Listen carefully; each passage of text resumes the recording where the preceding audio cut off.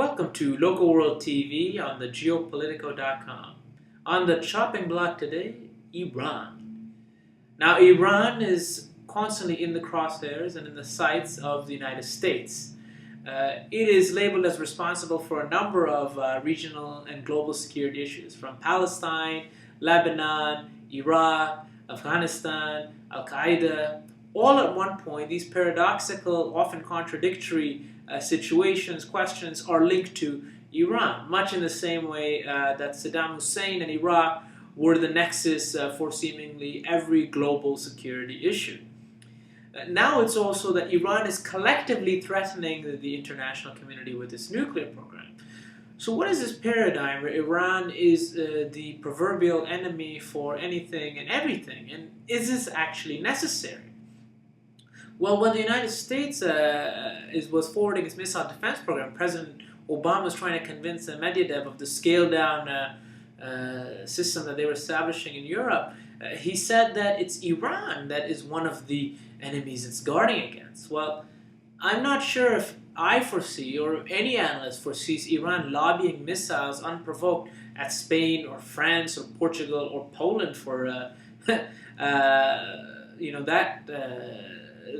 for that matter. But it has become a centripetal issue that's driving international nations. The UN Security Council is preoccupied with the next wave of sanctions against Iran.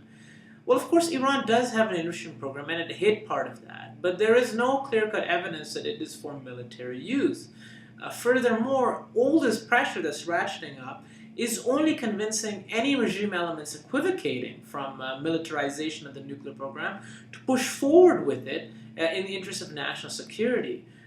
There is no good consequence from the ratcheting escalation and aggression in the future against Iran. In fact, a conflict between Iran and the United States, or Iran and the America's allies in the region, would have catastrophic consequences politically, economically, socially, on sectarian tensions, and so forth.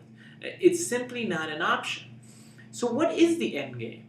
When Turkey and Brazil made an enrichment exchange agreement with Iran, much in the line of what the U.S. itself was promoting in October of 2009, it was summarily rejected and new sanctions were passed by the United Nations Security Council.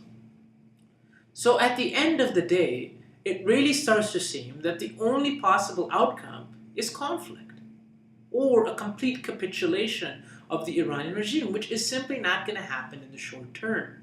So policymakers need to step back and blow the whistle and call for a détente and call for some reflection and contemplation on other paths forward that can lead to a pragmatic scale down of tensions. Because everything being promoted so far by the UN, by the US, by its allies, by Iran itself, is only going to lead to more tension and at some point a runaway freight train that can't be stopped. And that's LocoWorldTV on the Geopolitico.com for July 19th, 2010. Globalize your mind.